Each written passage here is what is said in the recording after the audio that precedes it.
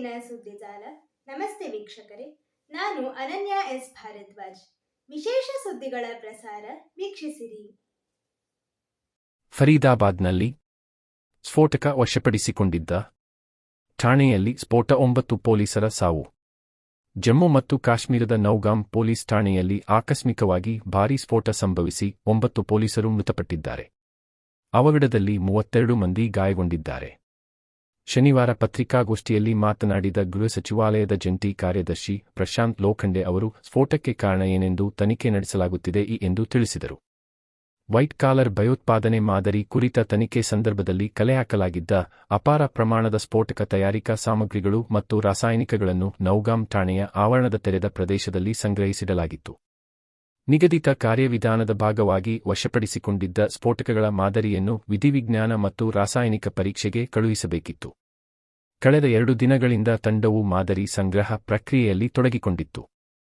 ತಜ್ಞರ ಮೇಲ್ವಿಚಾರಣೆಯಲ್ಲಿ ಬಹಳ ಎಚ್ಚರಿಕೆಯಿಂದಲೇ ಕಾರ್ಯನಿರ್ವಹಿಸಲಾಗುತ್ತಿತ್ತು. ಆದರೆ ದುರದೃಷ್ಟವಶಾತ್ ಶುಕ್ರವಾರ ರಾತ್ರಿ 11:20 ಸುಮಾರಿಗೆ ಆಕಸ್ಮಿಕವಾಗಿ ಸ್ಫೋಟ ಸಂಭವಿಸಿದೆ ಎಂದು ತಿಳಿಸಿದರು. ಗಾಯಗೊಂಡವರ ಪೈಕಿ 27 ಮಂದಿ ಪೊಲೀಸ್ ಸಿಬ್ಬಂದಿ, 2 ಕಂದಾಯ ಅಧಿಕಾರಿಗಳು ಮತ್ತು 3 ನಾಗರಿಕರು ಸೇರಿದ್ದಾರೆ ಎಂದರು. ಸ್ಫೋಟದಿಂದ ಪೊಲೀಸ್ ಠಾಣೆಗೆ ಮತ್ತು ಸಮೀಪದ ಕಟ್ಟಡಗಳಿಗೆ ಹಾನಿಯಾಗಿದೆ ಎಂದು ತಿಳಿಸಿದರು.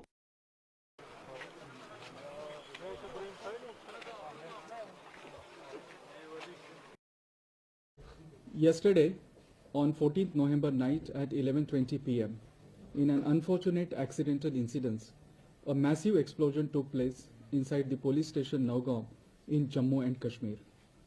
It is to mention that the Nowgaon police recently cracked the case of a terror module based on leads taken from a poster.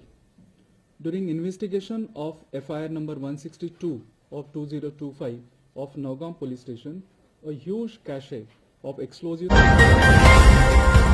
ಬಿಹಾರದಲ್ಲಿ ಆರ್.ಜೆ.ಡಿಗೆ ಹೀನಾಯ ಸೋಲು.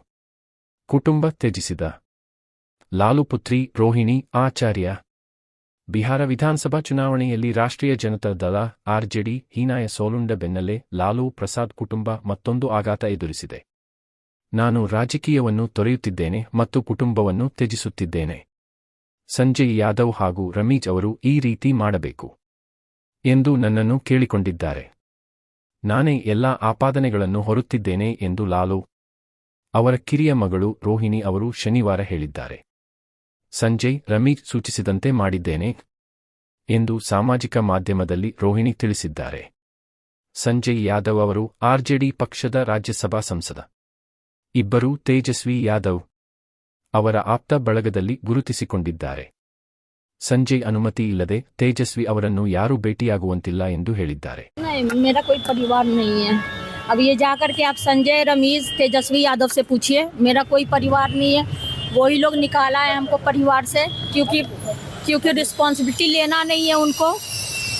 पूरा दुनिया बोल रहा है जो चाणक्य बनेगा तो चाणक्य से आप सवाल पूछिएगा. जब कार्यकर्ता चाणक्य से सवाल कर रहा है, पूरा देश दुनिया सवाल कर रहा है कि पार्टी का ये ऐसा हाल क्यों हुआ. अब जब संजय और रमीज इन लोग का नाम लीजिए तो आपको घर से निकाल दिया जाएगा, आपको बदनाम किया जाएगा, आपको गाली दिलवाया जाएगा, आपके ऊपर चप्पल उठा करके मारा जाएगा. ಸಂಪುಟ ಪುನರ್ ರಚನೆ ಚರ್ಚೆ ಆಗಿಲ್ಲ, ಸಿದ್ದರಾಮಯ್ಯ ಸ್ಪಷ್ಟನೆ. ಬಿಹಾರ ಚುನಾವಣೆಯ ಸೋಲಿನ ಬಗ್ಗೆ ರಾಹುಲ್ ಗಾಂಧಿ ಜತೆಗೆ ಚರ್ಚಿಸಿದ್ದೇನೆ. ಈ ಸೋಲಿನಿಂದ ಅವರು ಧೃತಿಗೆಟ್ಟಿಲ್ಲ, ನಾವೆಲ್ಲ ನಿಮ್ಮ ಇದ್ದೇವೆ ಎಂದು ತಿಳಿಸಿದ್ದೇನೆ. ಸಚಿವ ಸಂಪುಟ ಪುನರ್ ರಚನೆ ಬಗ್ಗೆ ಚರ್ಚೆ ಆಗಿಲ್ಲ ಎಂದು ಶನಿವಾರ ನವದೆಹಲಿಯಲ್ಲಿ ಸಿದ್ದರಾಮಯ್ಯ ಸ್ಪಷ್ಟಪಡಿಸಿದರು.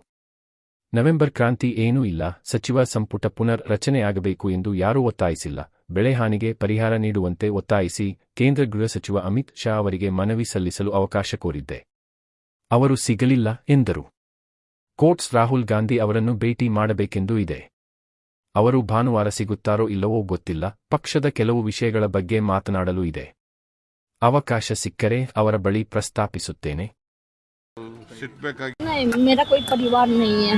अब ये जाकर के आप संजय, रमीज, तेजस्वी यादव से पूछिए. मेरा कोई परिवार नहीं है. वही लोग निकाला है हमको परिवार से, क्योंकि रिस्पॉन्सिबिलिटी लेना नहीं है उनको. पूरा दुनिया बोल रहा है जो चाणक्य बनेगा तो चाणक्य से आप सवाल पूछिएगा। जब कार्यकर्ता चाणक्य से सवाल कर रहा है, पूरा देश दुनिया सवाल कर रहा है कि पार्टी का ये ऐसा हाल क्यों हुआ। अब जब संजय और रमीज इन लोग का नाम लीजिए तो आपको घर से निकाल दिया जाएगा, आपको बदनाम किया जाएगा, आपको गाली दिलवाया जाएगा, आपके ऊपर चप्पल उठा करके मारा जाएगा। ಕಲಾಗ್ರಾಮದಲ್ಲಿ ಸಾಲುಮರದ ತಿಮ್ಮಕ್ಕನ ಅಂತ್ಯಕ್ರಿಯೆ.